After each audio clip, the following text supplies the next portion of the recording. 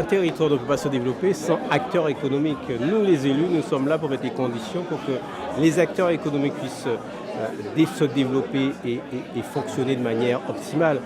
Et donc il est normal que chaque année qu'on reçoive ces acteurs économiques, ces acteurs socio-économiques, je dirais même, parce qu'il n'y a pas que le côté économique, il y a le côté social aussi. Les associations, elles créent du lien sur le territoire. Les entreprises créent de l'emploi, créent de la richesse, mais les associations sont là aussi. Et donc c'est depuis 2017, l'année dernière, donc on a mis en place ce nouveau dispositif, puisque ce n'était pas fait à Bouillante. Et donc chaque année, on reçoit les acteurs socio-économiques pour leur souhaiter les vœux, les meilleurs pour l'année qui commence, mais aussi faire le bilan de ce que nous avons pu mener depuis le début de la mandature et ce que nous envisageons de faire sur cette année et d'ici la fin à la mandature. Oui, alors déjà il y a une démarche, même si comme je le dis, ce n'était pas un engagement de campagne. Mais en tout cas, quand je suis arrivé aux affaires, je me suis rendu compte que au travers des rencontres que je faisais avec ma population, qu'il y avait beaucoup de gens qui n'avaient pas les moyens de payer les impôts. C'est vrai que les impôts sont relativement élevés à Bouillante.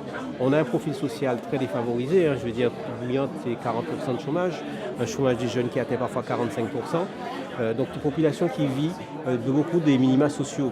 Et donc par conséquent, ils n'ont pas forcément les moyens de payer de la fiscalité. Donc il ne faut surtout pas, en tout cas, agir sur la fiscalité pour escompter les recettes. Malgré tout, j'ai été élu sur un programme. Et il m'appartient avec mon équipe en tout cas de faire en sorte que ce programme soit réalisé à son maximum.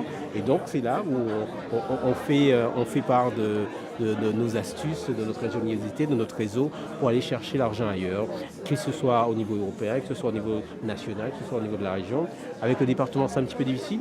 Mais voilà, donc les acteurs, les autres institutions qui nous accompagnent et qui nous permettent de réaliser le bilan qu'on a pu faire jusqu'ici. Je veux dire le ponton du Bourg, démoli en 1999, qu'on a mis en service depuis 2 mois. C'est avec des fonds de la région, des fonds de l'État qu'on a pu reconstruire l'école de Balandur qu'on a pu renforcer d'un point de vue parasismique. C'est des fonds de l'État, c'est des fonds de la région qui nous ont permis de réaliser. L'école de Pigeon qui va être démolie d'ici quelques semaines et reconstruite, c'est avec les fonds européens, c'est les fonds de la région, c'est les fonds de l'État. Donc voilà, on a cette capacité-là d'aller mobiliser des financements ailleurs pour soulager un petit peu le budget, mais malgré tout pour créer les conditions pour que notre commune et notre territoire se développent. Écoutez, Bouillante a toujours eu un potentiel relativement, en tout cas un potentiel maritime, en termes de biodiversité, enfin tout ce que vous voulez.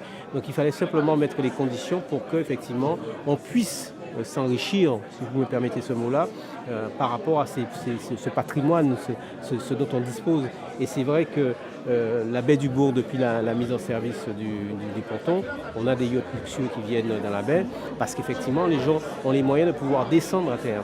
Et ça participe aussi à l'animation du Bourg, puisque ces gens-là, quand ils viennent, ils vont dans les commerces, vont dans les restaurants, etc. Et donc il faut accentuer tout ça. C'est pour ça que dès cette année, nous allons mettre en place les haltes légères de plaisance, qui sont une offre complémentaire de mouillage pour les plaisanciers qui longent la côte. Tout ça pour renforcer l'attractivité de notre territoire parce qu'effectivement, on a un littoral qui le vaut bien, on a un arrière-pays qui le vaut bien et voilà. Mais pour ça, il faut créer les conditions pour que les gens aient envie de venir. Ouais, parce qu'en 2017, nous avions enlevé plus d'une centaine de VHU, véhicules hors d'usage. Au mois de décembre, là, avec la région, on a mené une campagne, on a enlevé à peu près 85. Donc, je trouve quand même que ça fait beaucoup pour un petit territoire et j'invite chacune d'entre nous à prendre conscience que jeter ces déchets, qu'ils soient des véhicules, que ce soit des encombrants dans la nature, mais ça participe à la dégradation de notre environnement. Donc avec les maladies qui courent, donc c'est nous d'abord qui allons prendre un coup.